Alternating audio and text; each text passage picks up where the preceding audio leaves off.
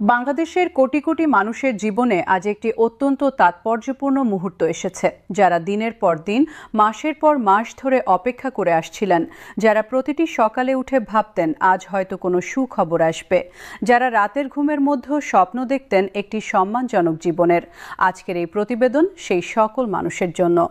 দেশের সরকারি চাকরিজীবী সমাজ এবং অবসরপ্রাপ্ত পেনশনভোগীদের জন্য নবম জাতীয় পে স্কেল সংক্রান্ত সর্বশেষ এবং অত্যন্ত গুরুত্বপূর্ণ আপডেট নিয়ে আজ আমরা হাজির হয়েছি।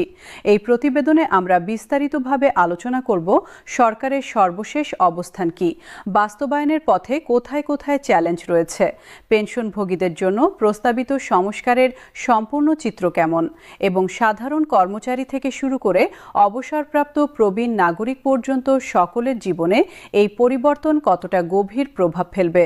তাই এই মুহূর্তে যা করছেন সব রেখে মনোযোগ দিয়ে সম্পূর্ণ প্রতিবেদনটি দেখুন, কারণ এই তথ্যগুলো আপনার জীবনের সাথে সরাসরি সম্পর্কিত।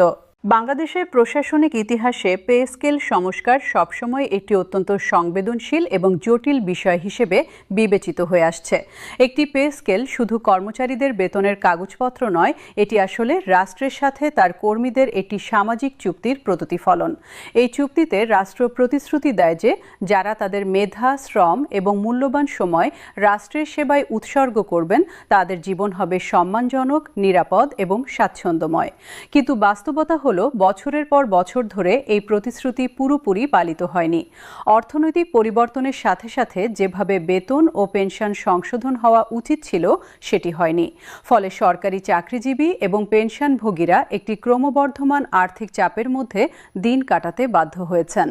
2015 সালে অষ্টম জাতীয় পে স্কেল কার্যকর হওয়ার পর থেকে এই 10 বছরে দেশের অর্থনীতিতে অনেক পরিবর্তন এসেছে।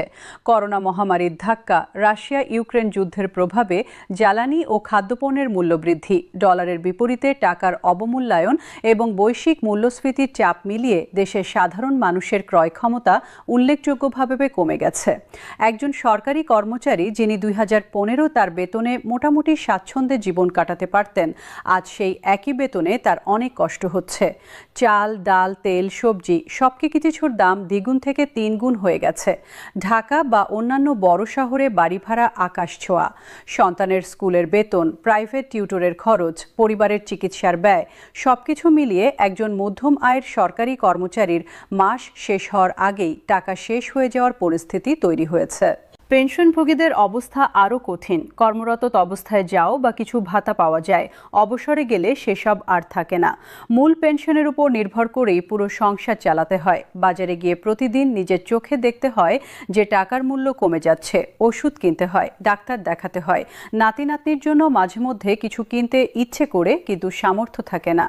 অনেক প্রবীণ পেনশনভোগী বলেন যে তারা সারা জীবন রাষ্ট্রের জন্য কাজ করেছেন, কিন্তু শেষ বয়সে রাষ্ট্র তাদের ভুলে গেছে। এই মানসিক কষ্টটা আর্থিক কষ্টের চেয়েও অনেক সময় বেশি যন্ত্রণাদায়ক। এই পরিস্থিতিকে পরিবর্তন করার লক্ষ্যেই অন্তর্বর্তীকালীন সরকার দায়িত্ব নেওয়ার পর দ্রুত পে কমিশন গঠন করে এবং তাদের কাছ থেকে একটি যুগোপযোগী ও কার্যকর পে স্কেলের সুপারিশ চাওয়া হয়।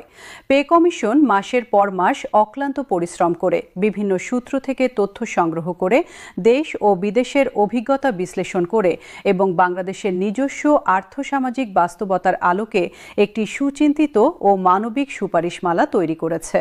পে কমিশনের এই সুপারিশমালার সবচেয়ে বিপ্লবী দিকটি হল পেনশন সংস্কারের পদ্ধতি। আগের পে স্কেলগুলোতে সবার জন্য একটি নির্দিষ্ট হারে পেনশন বাড়ানো হতো। এই পদ্ধতিতে একটি মৌলিক অন্যায় ছিল। ধরুন, একজন পিয়ন 5,000 টাকা পেনশন পান এবং একজন যুগ্ম সচিব 50,000 টাকা পেনশন পান। যদি উভয়ের ক্ষেত্রে 50% বৃদ্ধি দেওয়া হয়, তাহলে পিয়ন পাবেন 2,500 টাকা বেশি আর যুগ্ম সচিব পাবেন 25,000 টাকা বেশি। একই শতাংশ হারে বৃদ্ধি হওয়া সত্ত্বেও একজনের বৃদ্ধি 10 গুণ বেশি। এই পদ্ধতিটি বৈষম্য কমায় না, বরং বাড়িয়ে দেয়। এই মৌলিক সমস্যার সমাধান করতেই পে কমিশন 3 স্তরে ভিন্ন হারে পেনশন বৃদ্ধির পদ্ধতি প্রবর্তন করার প্রস্তাব করেছে। যারা সবচেয়ে কম পেনশন পান, অর্থাৎ মাসে 20,000 টাকার কম, তাদের পেনশন শতভাগ বাড়ানোর প্রস্তাব করা হয়েছে। এই সিদ্ধান্তটি নেওয়া হয়েছে এই উপলব্ধি থেকে যে 20,000 টাকার কম পেনশনে বর্তমান বাজার পরিস্থিতিতে একজন মানুষের পক্ষে মানবিক মর্যাদা নিয়ে বেঁচে থাকাটাই কঠিন। এই সিদ্ধান্তটি